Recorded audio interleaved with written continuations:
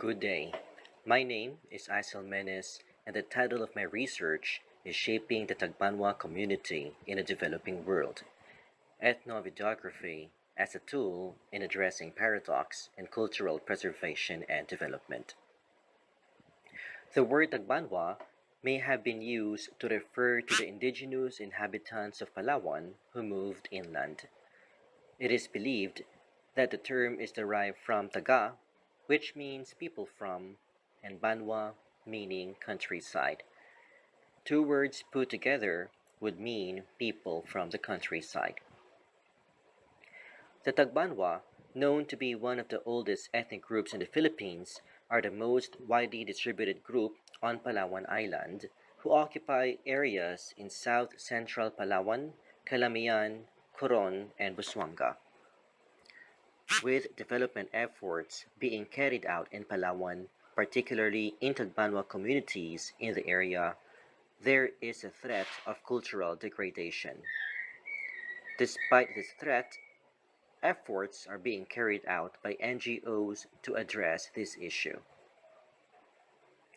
Certainly, cultural preservation and development seems to be two contradicting words, as we have witnessed in history that many indigenous cultures ceased to exist due to globalization and development.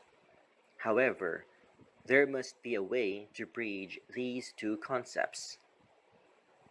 This research proposal is among those initiatives that aims to bridge the paradox between cultural preservation and development.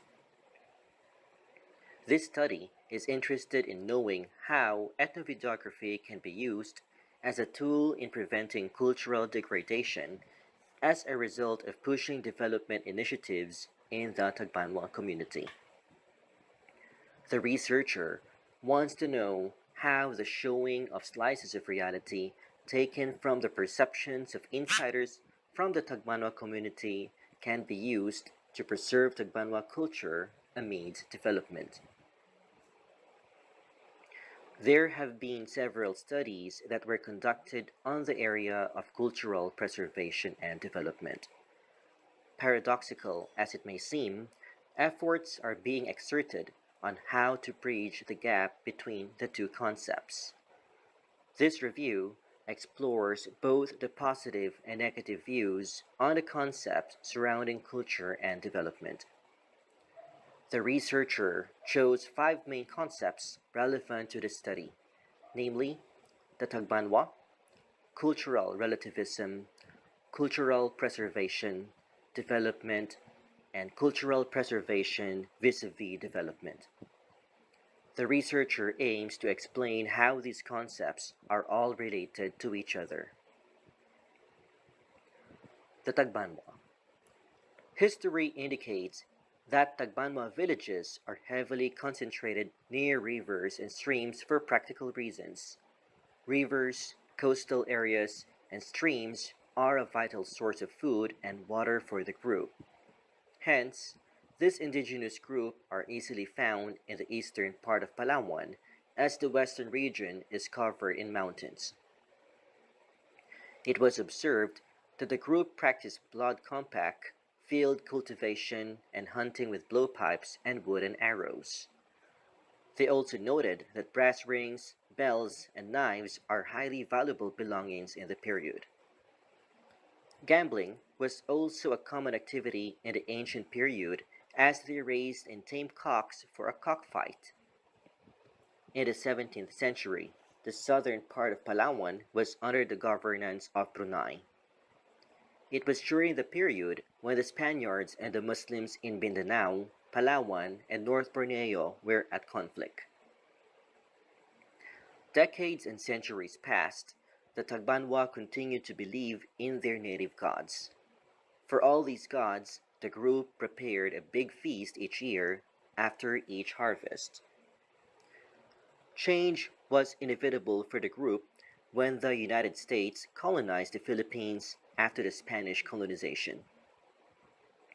The dominance of the Christianity and the assimilation of the island into the economic and political mainstream caused the marginalization of the Tagbanwa, especially those who were not subdued by the dominant culture.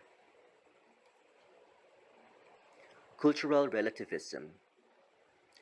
Cultural relativism, as viewed by Alexandra Hauson, is associated with a general tolerance and respect for difference, which refers to that idea cultural context is critical in the understanding of people's values, beliefs, and practices. Under this view, there is a recognition that there is no culture that is superior to another. It is important to see cultural relativism as a methodological position that explains the ideas of different cultures with the frames of their cosmologies, and not assigning a negative meaning to them. Further, Rosado thinks that if society is to be successful in a multicultural world, people need to develop a culturally sensitive frame of reference.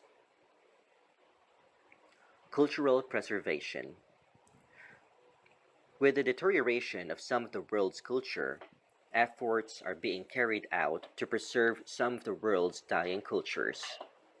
It was stated in the paper that respect for cultural diversity and preservation has been a main tenet of the United Nations, and the real solutions to cultural sensitivity is to design programs on a local level, with direct participation of the cultural groups. Development. Alexander Floor and Ila Onkinko also offers a modern definition of development in the book entitled Introduction to Development Communication. They say that development is not measured in numbers or in a country's GDP. Rather, the true measure of development is man. They also have stated in the same book the views on development on the third development decade. According to them, the new development decade is characterized by further refinement and focus of the earlier development decades. New concerns are introduced, namely, the women in development, the environment, social dimensions, wherein people should look at the social and cultural impacts of development, the indigenous peoples, and sustainable development. That is the convergence of economic, social, and environmental goals. Culture vis-a-vis development. Although cultural preservation and development seems to be paradoxical, there still seems to be a positive relationship between the two. Interventions must be made so as to prevent the degradation of some of the world's cultures. Frameworks. The figure shows how cultural studies by Stuart Hall will be used in this study. We used a Venn diagram as the final output of the development initiatives is the convergence between the realities of the Tagbanua culture and development.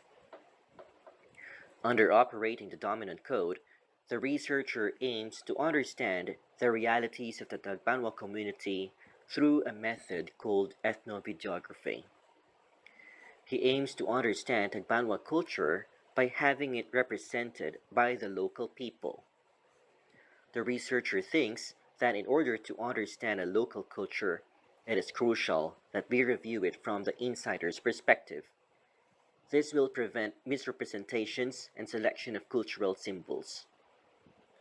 In order for cultural preservation to occur, we must know the realities of the community by looking into the lens of the local people.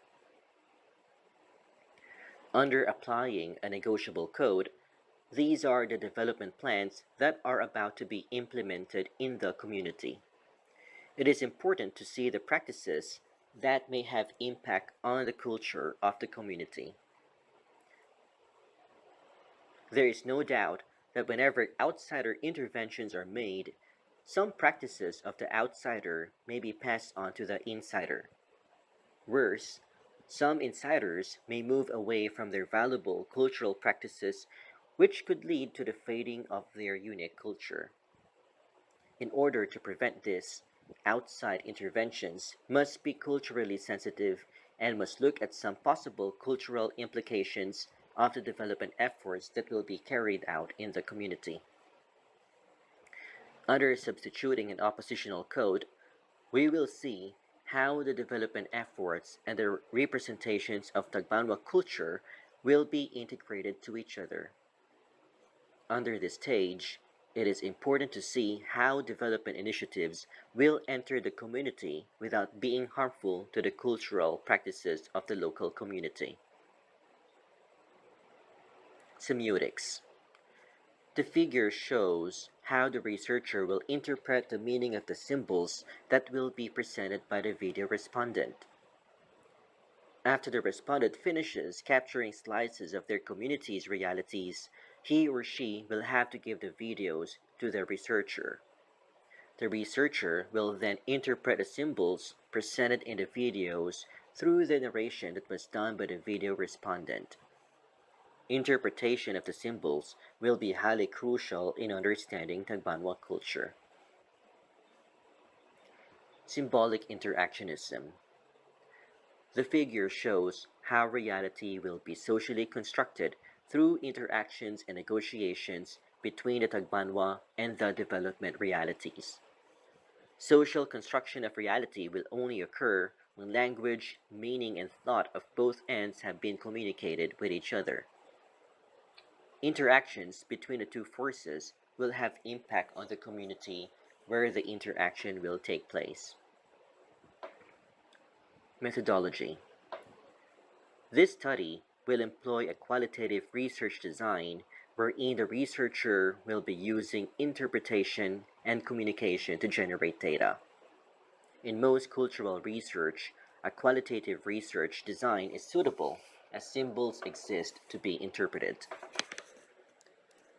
The main method that will be used to generate data from the Tagbanua community is ethnovideography, a method used to document slices of reality of an insider in a community through a video camera. There are three main variables in this study. The independent variables are the Tagbanua and the development plans and efforts, whereas the dependent variable is the construction of the newly developed Tagbanua community. The researcher selected the Tagbanua community in Aborlan, Palawan, as he is also involved in a development project in the area. He is going to select representatives from different age, gender, and socio-economic groups so as to have fair representations from all the members of the community. The researcher will be using purposive sampling in the research. Thank you for listening.